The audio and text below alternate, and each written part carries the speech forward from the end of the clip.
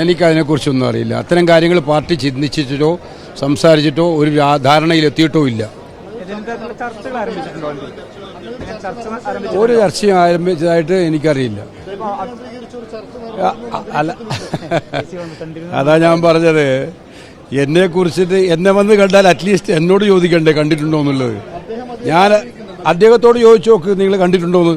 അദ്ദേഹം കണ്ടിട്ടുണ്ടോന്ന് പറഞ്ഞോ? എന്നെ അങ്ങനെ ആരും കണ്ടിട്ടില്ല, സംസാരിച്ചിട്ടില്ല.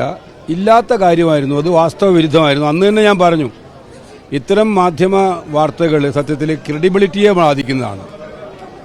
എന്നെ വന്ന് കാണാതെ എന്നെ കണ്ടു എന്ന് പറയുക, ചർച്ച ചെയ്തു എന്ന് പറയുക, ഏത് രീതിയിലാണ് അതിനെ ഞാൻ വ്യാഖ്യാനിക്കുക?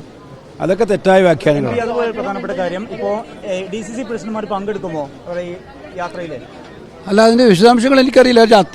ഈ കാര്യങ്ങളിലൊക്കെ തന്നെ പാർട്ടി ഒരു പൊതുവായ തീരുമാനമെടുക്കണം. അത്തരം തീരുമാനത്തിലേക്ക് പാർട്ടി പോകാൻ പാർട്ടിയുടെ മുമ്പിലേക്ക് അങ്ങനെ ഒരു നിർദ്ദേശം വന്നിട്ടുണ്ട് എന്ന് എനിക്ക് തോന്നുന്നില്ല. അങ്ങനെ ഒരു ചർച്ചയുടെ ആവശ്യം വന്നിട്ടുള്ളതായി തോന്നുന്നില്ല. അങ്ങനെ വന്നാൽ പാർട്ടി എല്ലാവരും കൂടി ആലോചിച്ച് ചർച്ച ചെയ്തിട്ട് തീരുമാനമെടുക്കും. അതാണ് അതിൻ്റെ പതിവ്. അല്ലാതെ ഇപ്പോൾ അങ്ങനെ ഒരു ആശയമില്ല.